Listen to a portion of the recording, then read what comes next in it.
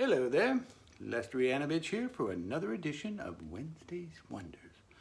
Today's wonder occurred to me once again at the local watering hole when I was just sitting around chatting with a few friends and such, and in walks the Griswold the 13th. What a pugnacious bastard he is. I mean, he's one of those that thinks simply because he's rich that he's better than everybody else. Why, the local establishment, they have to stock a special little liqueur just to mollify his perfect little taste buds and such. And then once he walks in, everybody laughs and talks with him and laughs at his jokes and listens to his stories and such. I even find myself doing that sometimes, well, because occasionally he likes to buy the round, so why the hell would I not do that? But today's wonder is, well, I wonder what it is about rich bastards that make them so obnoxious and annoying. I mean, you take old Grizzy over there, that's what I like to call him, Grizzy. I find him to be, well, very dishonest and deceiving and quite conniving. Most of the times I think, well, he's there as nothing more than a plant.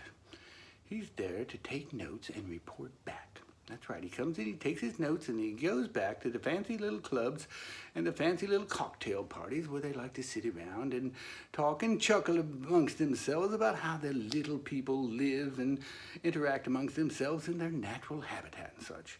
I'm sure that makes them feel much better about themselves and such, but let's face it. There are some advantages to being rich, there's no doubt about that. I mean, the things that come to mind, for example, are, well, you get to live in those big fancy houses and drive those fancy sports cars and get the young, sexy women to be very attracted to you, and you get to go anywhere, anytime, and with whom you want to go with, anytime you want to go. So that's definitely an advantage. But I do think there are some disadvantages about being rich as well. Yes, that's correct. I mean, for example, old Grizzy over there, he has to keep up certain appearances. I mean, he can't have things like, let's say, family issues, because that would make him look, well, quite bourgeois and all of that. So I once saw him, for example, sitting at a table with a young new bloke from the establishment there, and he was telling him about how his son, Arthur Griswold the 14th, just graduated from Harvard and was taking a little time off to study medical schools and find the one that was most suitable for his particular talents. Well, I happen to know young Arthur the 14th, and truth be told on him is the fact that, well, unless that Harvard is a rehab, he wouldn't even know how to spell it. And the only medical facilities he's looking for at the time are those that can cure the gonorrhea that he contracted whilst he was in there. You see, where the rest of us, well, we, on the other hand, we get to have bragging rights if one of our youngins, say, goes and becomes the night assistant manager at the local Dollar Tree. So there again, lower standards, easy to meet, everyone's happy. The other disadvantage of being rich, or another, I mean, there's several, but another disadvantage of being rich is, well, they're bored most of the time. They're very boring people, and they're quite bored, and this is why. I mean, when you have everything and done everything and gone everywhere, what is there to look forward to? There's absolutely nothing to look forward to. Well, that even transcends into their relationships. Well, you take old Grizzy over there. He's been married 6 or 7 times, and they've all been young, sexy, hot trophy wives, you know, the high maintenance type and all of that. But he goes through them all the time. And I think he sees his relationships a lot like he sees his sports cars, for example. He gets a sports car, it's new, it's fancy, it's shiny, it's got all the gadgets and it's easy to ride and drive, and he takes it down the road until all of a sudden, after a little while, well, it's just another car. And so he gets bored with it. So what does he do? He trades up. He gets the newest, fanciest, shiniest version that he can find with even more gadgets, and makes it a lot easier to ride and a lot better to ride and drive down the road. Whereas us, on the other hand, well, for the most part, we tend to be a lot more complacent with things. I mean, trading up for us, for example, would be like trading a 68 Chevy for a 69 Ford. And after you get to the point where you have to save up for the down payment, it's like, what's the point? So you might as well just slap on a little lipstick on the old Chevy and drive her and ride her as long as you can, if you know what I mean. But anyway, I guess I'm just shouting off some of my frustrations and my resentments for old Grizzy over there, and I'm sure there's some very nice rich people out there. I just haven't met you yet. So I should probably apologize to you and for the things that I've said, and I would apologize, but I'm not going to. No, I'm not going to apologize to you, and I'm going to tell you why I'm not going to apologize to you. I'm not going to apologize to you because I want in. That's right. I want to be a member of that club. I want to be the guy that walks in the door and everybody wants to kiss my ass and laugh at my jokes. I want to be that guy that's driving down the road in a fancy sports car with all the young hot ladies waving and smiling at me, making me think I'm hot. I'm like, bring it on, baby. That's me. Yeah, I got this. I want to be able to go anywhere I damn well please and all of this such. Let me in.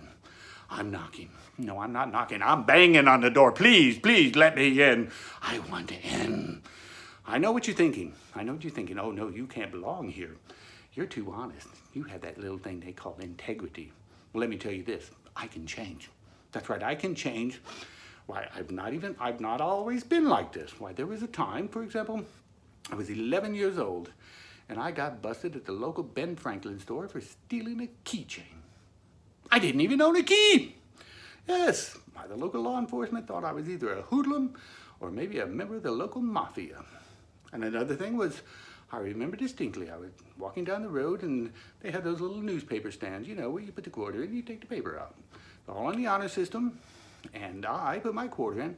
I took 2 papers out, that's right. But I was easily justified for that because they had some pretty good coupons that particular week. Needless to say, though, I took 2. And I can lie. Yes, I can lie. Why, as a matter of fact, just the other day, my lovely wife came down here and she had a new dress on, and she looked at me and asked me, does this dress make my ass look fat? Oh, no, that dress makes your ass look stunning. Well, truth be told, that dress made her ass look like 2 bags of toad shit on the tailgate of a 67 Chevy truck rattling down the road, if you know what I mean. So I can lie, so please let me in. But I'll tell you this, if you don't let me in, I'm coming in anyway, and this is my plan. I'm going to talk to my friends, that's right, everyone around me, and all of you out there, and I'm going to ask that you send me $1. I know there are millions of you out there, despite what that little number down there has to say. There again, that's just a rich people conspiracy to keep the little people down, and we're not going to let them do that. So I need you to send me $1. I don't care if it's a pound or a peso or whatever currency you have, as long as it equals $1. And once I have 1 million of those $1, I'm going in. I'm going to be your plant. I'm going to go in, and every week thereafter, I'm going to come back and I'm going to report to you and tell you just what it's like to be rich. Why, you can live vicariously through me and be rich. We'll be rich together. And here's the best part of the whole plan. Once I'm in and very well established, and everybody loves and respects me, of course, I'll open the doors and I'll let you all in. You can come running, rushing in. We'll all be rich together. Why, we'll be those rich bastards on the top of the hill looking down at the little people, talking about how they interact amongst each other. So let me just start one of those go give me accounts and such, and you start sending those dollars in, and by this time next week I'll check that account, and perhaps I can come back within a week or 2 and I can report to you on a Wednesday Wonder. So I'll get back with you next week for next week's Wednesday's Wonder, and we'll talk about it then. I wonder what that'll be.